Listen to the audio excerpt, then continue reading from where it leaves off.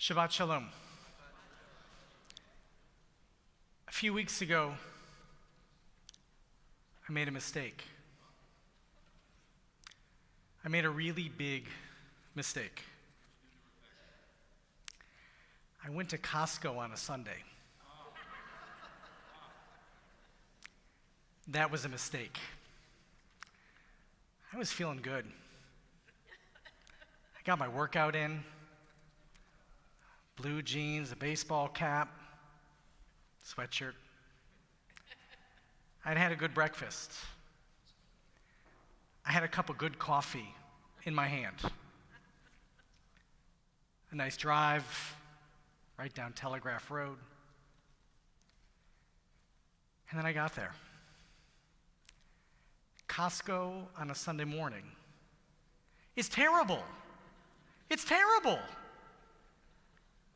And I walked up to the door, and I put my hands on the cart, and I swiped my card. And then all of a sudden, it was March of 2020 again. You know what I mean. The buggies were everywhere. The toilet paper was at the farthest end of the building. And with people jutting in and out of aisles, throwing elbows so that they can get to the free trial snacks. I had to make it to the back to get my prize. It was terrible. I had to fight. There were enemies everywhere. But I did it. And I'm here today to tell you about it.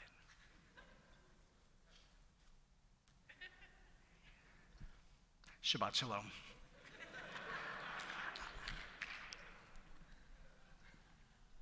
We are now in a post-COVID world, in a social media world, in a post-January 6th world. And we have enemies everywhere. Sometimes there are the enemies we perceive out of our anxiety and our fear and our incredible sense of vulnerability. Those are the ones who were in my way in Costco. And there are real enemies in our world today. There are real enemies in our world today. And on this Shabbat Zachor, on this Shabbat before Purim, I ask God for the wisdom to be able to know the difference between the real enemies and those I just perceive in my mind. This Shabbat before Purim, this Shabbat Zachor, I ask God for the strength to be able to overcome my own anxieties and sense of vulnerabilities so that I can truly help those in need among us. Just a moment ago in our Maftir reading, we read from Deuteronomy the story about how Amalek attacked us when we were at our weakest and our most vulnerable. We had come out of Egypt and we were on our way to the promised land. And the way we had been instructed to set up our formation is that our greatest soldiers were surrounding what we thought at the time was our most prized possession, the Mishkan, the tabernacle, that portable wilderness in the sanctuary. And as soldiers will often do, who did they let drift to the back of the line? The oldest and the youngest. Those who were sick and those who were feeble. The weakest among us. And that's when Amalek came up upon us from behind and killed so many of those to whom we owe the most protection. And as a result, because of what Amalek did to us, it became a mitzvah throughout all time for us to destroy the tribe of Amalek and their descendants whenever and wherever we come upon them. As I mentioned too before our Haftarah this morning, we came to see that because King Saul, the first king of Israel, failed to fulfill this commandment, and he left alive King Agag, Agag was able to continue to have more children and grandchildren, and among Agag's descendants, and therefore among Amalek's descendants, was the evil Haman, whose name we will try to blot out Monday night and Tuesday in celebration of Purim. What we come to see from our Maftir reading this week, what we come to learn from our Haftarah, what we come to realize from that message of Deuteronomy, is that if we leave evil unchecked, evil proliferates. If we don't stand up to evildoers, they will continue to perpetuate evil. And there is evil in our world today, and there are real evildoers. While I never celebrate war, today I give thanks for the Trump administration and the Netanyahu administration, and for every American soldier and Israeli soldier who is standing up for the cause of freedom and safety in this world and trying to remove the Iranian regime. Because what we've seen for so many decades is, left unchecked, the evil of their radical ideology has spread not only through the proxies of Iran in the Middle East, but around the world. Evil is here. And I think it's safe to say that the Jewish people, not just in Israel but throughout the world, have been among the greatest victims of the evil that this radical ideology has sought to spread. Now, our rabbis come to teach that we don't know who the descendants of Amalek are, and therefore there is no longer an obligation to try to find who the actual Amalekites are and to destroy them.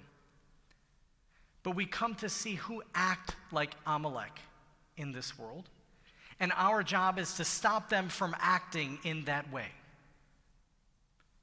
We have in our own midst here in the United States people like Candace Owens, people like Tucker Carlson, people like Nick Fuentes, who spread evil in this world. And we know that like Haman, they have the ears of even more powerful people. And we have to be very careful to not let Haman convince Achashverosh of the evil that they want to do. There is real evil in this world. And thank God, today, right now, America and Israel are standing up to at least one segment of the evil that exists in this world. At the same time, as we study the story of Amalek and this mitzvah of Shabbat Zachor, we come to see that there are a few different messages in our celebration today. One of them is the obligation to stand up for evil. The other is the realization of what happens when we don't do a good enough job of protecting the vulnerable. You see, part of the message of Shabbat Zachor is that the Israelites didn't have their strongest people in the right place to protect the weakest people.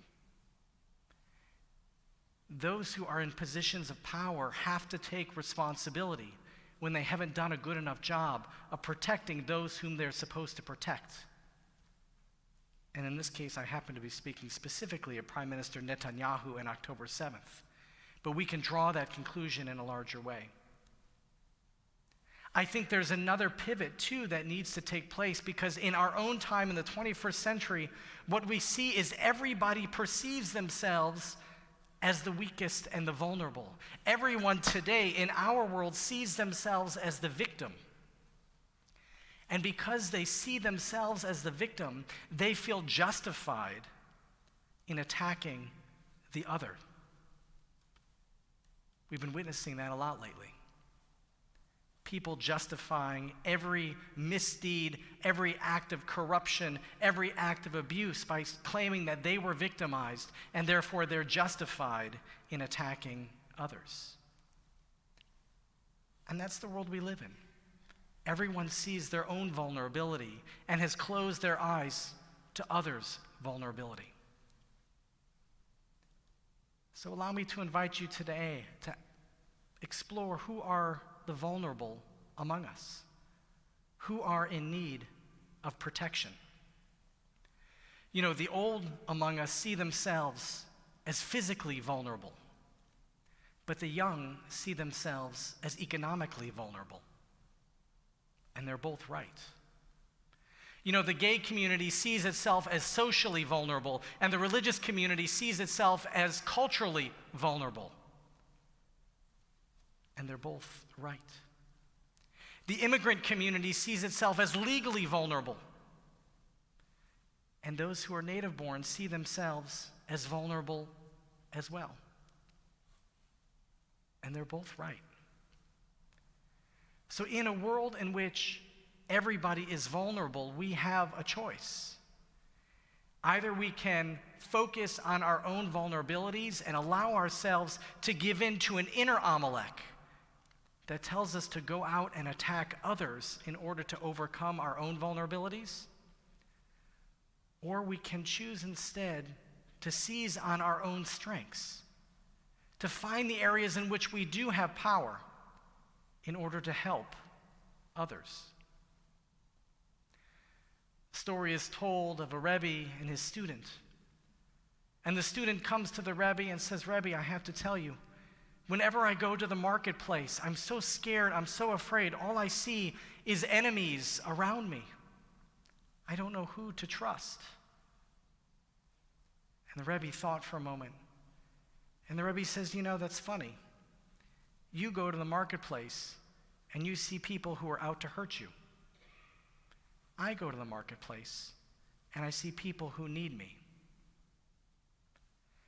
And I wonder how on this week in which we're mindful of the story of Amalek, we might not only focus in on the areas in which we are truly vulnerable, and let's be honest, the Jewish people are in many ways vulnerable today, but let us also open our eyes to those who are really vulnerable around us.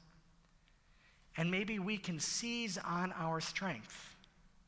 Maybe we can help make ourselves stronger by going out of our way to not ask who's out to get me, but who needs me and how can I help?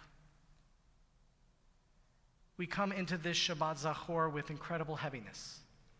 There is evil in this world that needs eradicating. And God bless those who stand up to eradicate evil and even evildoers around us. But let's also be careful not to let the inner Amalek take over and make us forget that it is our job not just to realize our own vulnerabilities, but to see the vulnerabilities in others and to stand up and protect them. Our ancestors were marching in protection of the tabernacle, but they forgot to keep an eye out for those who were really most in need. Let's not repeat that same mistake. Adonai ozi amo yitain, Adonai yivarech et amo v'shalom. May God give us the strength to defend ourselves against evil and evildoers. May God give us the wisdom to know who is truly evil and to know when we're just acting out of our own fears and anxieties and using that to justify abuse and misdeeds. And most of all, on this day and every day, may God bless us with peace. And let us say together, Amen.